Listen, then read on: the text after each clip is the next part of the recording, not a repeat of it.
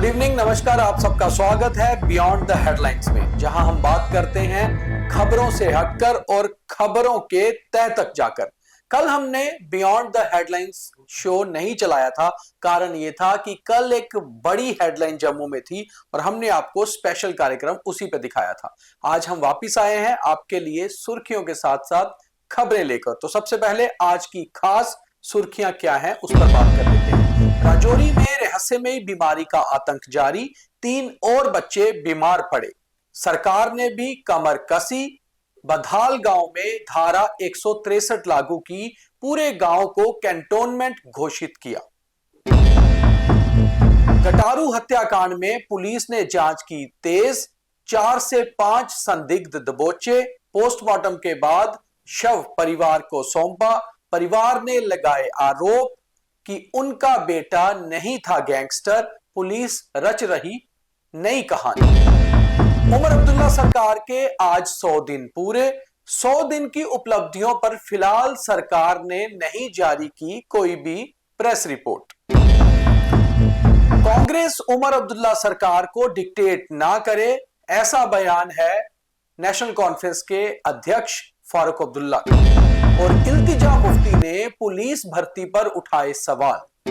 आज श्री रामलला की प्राण प्रतिष्ठा का पहला वार्षिक उत्सव, जम्मू में भी कई जगह भंडारे और धार्मिक कार्यक्रम। तो ये थी आज की सुर्खियां। अब बात करते हैं खबरों की विस्तार में और मेरे साथ हैं मेरे सहयोगी पवन शर्मा। पवन जी, राजौरी की रहस्यमयी बीमारी, लगातार आतंक है जारी। इलाके को धारा 163 लगाकर कैंटोनमेंट घोषित कर दिया गया है, मगर पिछले 24 घंटे में 4 और लोग बीमार हो गए, जिसमें एक पुरुष और 3 छोटे बच्चे हैं। तो कहीं ना कहीं जनता भी आतंक में है। दीपक, मैं कई बार राजौरी के मामले पर जब भी डिबेट हुई, जहां कोई प्रोग्राम किया, तो मैं यही कहता था कि आखिर सरकार इन लोगों को बाहर क्यों नहीं शिफ्ट कर रही। जब आपको यहाँ पर जितने भी लोग इलाज के लिए आए कोई नहीं बचा, तो आप इनको बाहर भेजिए। बाहर जो अच्छे डॉक्टरों की टीमें हैं वो देखे। तो आखिर सरकार जागी है। 4 लोगों को पीजीआई रेफर किया गया है, एक जिसमें कल किया गया था, 3 आज बच्चे किए गए हैं, 4 लोगों को किया गया है। और भगवान से यही उम्मीद है कि चारों अब सुरक्षित रहें, सेफ रहें, इस बीमारी के चंगुल में ना फंस पाए, उनको बाहर निकाला जाए जिस तरीके से लोगों की यहाँ मौतें हो रही हैं। और दूसरा, ये एक बड़ा अच्छा कदम था कि वहां पर 163 लगा दी गई है बीएनएस के तहत, ताकि कोई भी इस इलाके में अब ज्यादा मूवमेंट ना हो। क्योंकि पहले पिकनिक स्पॉट सा बन गया था, हर कोई वहां दौड़े जा रहा है, हर कोई वहां दौड़े जा रहा है, रिजल्ट कोई नहीं आ रहा। अब अच्छा किया है कि वहां पर मूवमेंट बंद कर दी गई है। गाँव के भीतर ही लोग हैं, फंक्शंस कोई नहीं कर पाते हैं, कहीं पर भी ज्यादा लोग इकट्ठे नहीं होंगे। कम से कम पुलिस की जो सीट है वो अपना काम तेजी से कर सके, जो स्वास्थ्य विभाग की टीमें हैं वो भी अपना काम कर सके और इन इलाके के लोगों को एक राहत मिल सके। क्योंकि वहां पर बदहाली का माहौल है, दहशत का माहौल है, लोग डरे हुए हैं। यही नहीं, खाली बदहाल ही नहीं, कोटरंका के साथ साथ जितने इस गांव के आसपास जो गांव हैं वहां पर भी लोग सहमे हुए हैं, वहां पर भी दहशत है। कोई भी लोग वहां पर शाक में है कि कहीं किसी को भी कुछ हो सकता है। तो लोग परेशान है और ये अच्छा स्टेप था कि उनको बाहर शिफ्ट करना और दूसरा वहां पर 163 लगाना ताकि मूवमेंट कम हो सके। जम्मू शहर के बीचों बीच जीवल चौक पर दिन दिहाड़े हुई गोलीकांड, जिसमें कि गटारू नाम का एक शख्स मारा गया था। और उसके बाद अभी पुलिस ने मामले की जांच को भी तेज किया है और जो हमारे पास जानकारी है, कुछ संदिग्धों को भी दबोचा गया है विजयपुर से। और ये सारे मामले की जांच विजयपुर को लेकर ही चल रही है, क्योंकि मरने वाला भी वहीं का है और मारने वालों की भी यही जानकारी आ रही है कि विजयपुर या आसपास के हो सकते हैं। वहीं दूसरी ओर आज शव पोस्टमार्टम के बाद परिवार को सौंप दिया गया, मगर गटारू के रिश्तेदार और उनके सगे संबंधियों ने पुलिस पर ही झूठी कहानी गढ़ने का आरोप लगाया और ये कहा कि उनका बेटा निर्दोष था, मगर वो दहशत और डर के कारण विजयपुर से जम्मू में रह रहा था, मगर फिर भी उसे कातिलों ने नहीं बख्शा और मार गिराया। दीपक, इसमें बहुत से ट्विस्ट हैं। हालांकि ये पुलिस का अच्छा कदम है कि जांच तेज हुई है। एक मेडिकल कॉलेज से एक लड़के को उठाया गया है, एक बिश्नाह से है, विजयपुर से है। तमाम जो इलाके हैं, आरसपुरा, मडाल इलाके, इन इलाकों से 5-6 लोगों को हिरासत में लिया गया है। अब जांच आगे चलेगी कौन लोग हैं। हालांकि पता तो चल चुका है कि कहाँ के रहने वाले हैं, उनके नाम क्या है। वो तो खौफ गैंग ने खुद ही जिम्मेवारी ली है कि हमने मारा था। तो ये उनका पता तो चल चुका है, अब धरपकड़ है कि कहीं पकड़े जाएं। और दूसरी ओर परिवार का जो आरोप है, परिवार पहले भी जब इनको दोनों भाइयों के ऊपर पीएसए लगा था तो इन्होंने विजयपुर में प्रेस कॉन्फ्रेंस की थी, इनके पिता ने और इनके रिश्तेदारों ने, कि पुलिस ने जानबूझकर इनको फंसाया है, ये लोग इतने बड़े गैंगस्टर नहीं है कि आप इनको पीएसए के तहत जेल में भेजें। लेकिन उस समय की कहानी अलग थी। लेकिन अब जब वो पीएसए से बाहर आया है, इट मीन्स कि कहीं ना कहीं जो जितने भी गैंगस्टरों के ग्रुप थे, ये लोग वहीं पर कहीं ना कहीं इनके लिंक थे, तभी किसी ने अटैक किया है। अब परिवार के लोग कहते हैं कि वो निर्दोष था, जहां शरीफ था, जहां पुलिस नई कहानी रच रही है, वो एक अलग मुद्दा हो सकता है, उसकी जांच अलग से हो सकती है। लेकिन गटारू नाम पॉपुलर था सुमित जंडियाल का, और जिसके चलते 2-3 गैंगस्टर जो थे आपस में पहले दोस्त हुआ करते थे, फिर इनमें दुश्मनी हो गई और आखिर उसी के सिलसिले में इसकी हत्या हुई है। और पुलिस अपनी जांच कर रही है। परिवार ने जो शव था एडमिनिस्ट्रेशन ने वो उनके हवाले किया है, और मुझे लग रहा है विजयपुर में अभी तक संस्कार भी हो गया होगा। हालांकि अभी तक सरकार ने कोई भी प्रेस नोट जारी नहीं किया है, मगर आज उमर अब्दुल्ला सरकार के 100 दिन पूरे हुए हैं। जब तक हम ये कार्यक्रम रिकॉर्ड कर रहे हैं, सरकार ने अभी तक अपनी उपलब्धियों के बारे में कोई बयान भी बड़ा नहीं दिया है। पवन जी, कैसे देखते हैं आप उमर अब्दुल्ला सरकार के 100 दिनों को? 100 दिन पूरे हो गए हैं, उपलब्धि कोई है तो वो बता सकते थे। मुझे नहीं लग रहा कि कोई उपलब्धि होगी। हाँ, जितने भी टूर्स मिनिस्टर्स के हो रहे हैं, जगह जगह पे विजिट हो रही है, जो पुराने काम रुके हुए थे, जहां फिर कोई जो फंड पहले अलॉटेड थे उनके काम हुए हैं, वो चाहे बीजेपी के एमएलए कर रहे हो, चाहे एनसी के एमएलए कर रहे हो, जाकर इनके जो मिनिस्टर्स हैं, काउंसिल ऑफ मिनिस्टर्स जो इनके लोग हैं, चाहे वो कर रहे हैं। तो नया तो कुछ नहीं आया है। जो नई चीज अभी 100 दिन में सरकार कुछ कर पाती, मुझे तो कहीं नहीं लगा कि सरकार ने कोई बड़ा तीर मार दिया हो। 100 दिन के भीतर 10 फैसले बड़े कर दिए हों जो लागू हो गए हों। फैसले किए होंगे लेकिन सब फाइलों में है, और फाइलें एलजी साहब के पास हैं।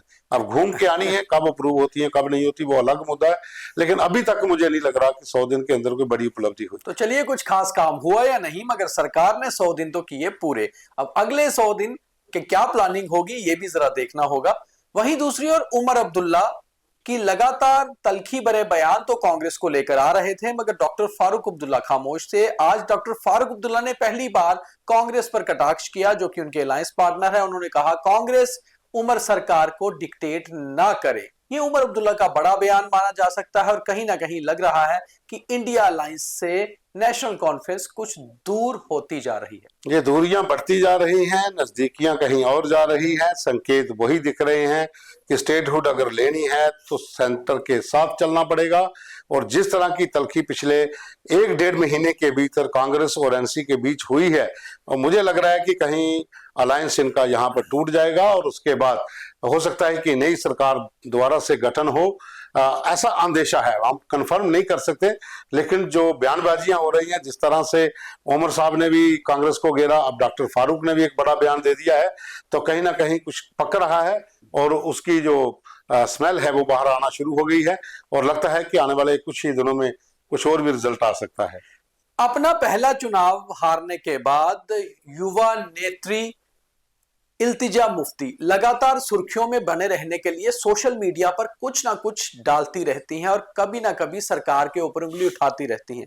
उन्होंने एक ट्वीट किया, एक्स पर लिखा कि जो रिसेंटली टेस्ट हुए टेलीकम्युनिकेशन जेकेपी और जेकेपी में कुछ जो क्राइम के फोटोग्राफर्स होते हैं उनको लेकर, उसमें भी कुछ डिस्क्रिपेंसीज हैं, यानी कि कुछ ना कुछ कमियां हैं, गलतियां हैं, और सरकार को इस ओर ध्यान देना होगा कि आखिर एम्प्लॉयमेंट को लेकर हो क्या रहा है। देखिए, जम्मू कश्मीर में पहले भी जितने भी परीक्षाएं हुई उनके ऊपर सवाल उठे। अभी हाल ही में सब इंस्पेक्टर की हुई थी तो उसमें कुछ नहीं आया, जो कांस्टेबल की हुई थी उसके ऊपर भी कोई विवाद नहीं। लेकिन हाँ, टेलीकम्युनिकेशन में हुआ है। फायर एंड सर्विसेज में एसीबी ने पहले ही मामला रजिस्टर किया हुआ है, वो पहले के एग्जाम थे।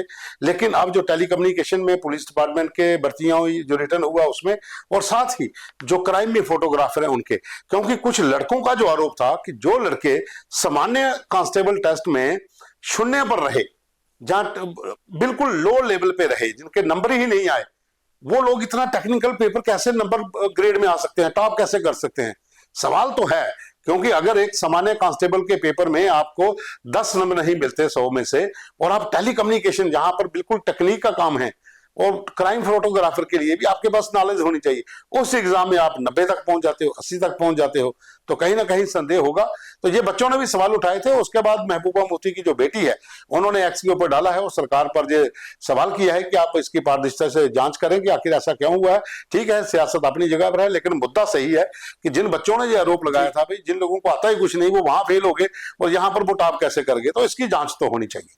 वहीं दूसरी ओर आज श्री रामलला के प्राण प्रतिष्ठा का पहला वर्ष है, यानी कि पहला वार्षिक उत्सव लोग आज मना रहे हैं। इसी को देखते हुए जम्मू में भी कई धार्मिक कार्यक्रम रहे, कई सारे संगठनों ने भंडारे लगाए, हवन किए और भगवान राम के पहले वार्षिक उत्सव को मनाया। एक बड़ा दिन था एक साल पहले, और लगातार वो वहां पर जो समय कार्यक्रम हुआ प्राण प्रतिष्ठा का, वो दुनिया भर के लोगों ने देखा था और दुनिया भर के लोग वहां पहुंचे हुए थे। तो एक साल कैसे निकल गया पता ही नहीं चला। अभी भी वहां कतारों में लोग हैं दर्शन करने के लिए, अभी भी नंबर नहीं आ रहा है, भारी संख्या में लोग पहुंच रहे हैं। और आज एक साल हुआ है तो पूरे देश में कार्यक्रम हो रहे हैं, जम्मू कश्मीर में भी हुए, बाहर भी हो रहे हैं। जगह जगह पर लोगों ने भगवान श्री राम के नाम पर वहां लंगर लगाए हैं, प्रसाद बांटा है, मंदिरों में आरती पूजा की है। प्राण प्रतिष्ठा का एक साल बहुत बढ़िया रहा है और ये एक सदियों पुरानी लोगों की मांग थी कि कब अयोध्या में भगवान राम का मंदिर बनेगा और वहां पर प्राण प्रतिष्ठा के लिए उनकी मूर्ति को स्थापित किया जाएगा। तो ये एक साल हो गया, ये अच्छे समाचार हैं और लोग इसको मना भी रहे हैं, पर्व की तरह मना रहे हैं। तो ये थी आज की कुछ खास सुर्खियां और उनके पीछे की खबरें। तो कल दोबारा मिलेंगे बियॉन्ड द हेडलाइंस में। तब तक के लिए द न्यूज रूम 24 आवर्स के खास कार्यक्रम देखते रहिए। बहुत धन्यवाद।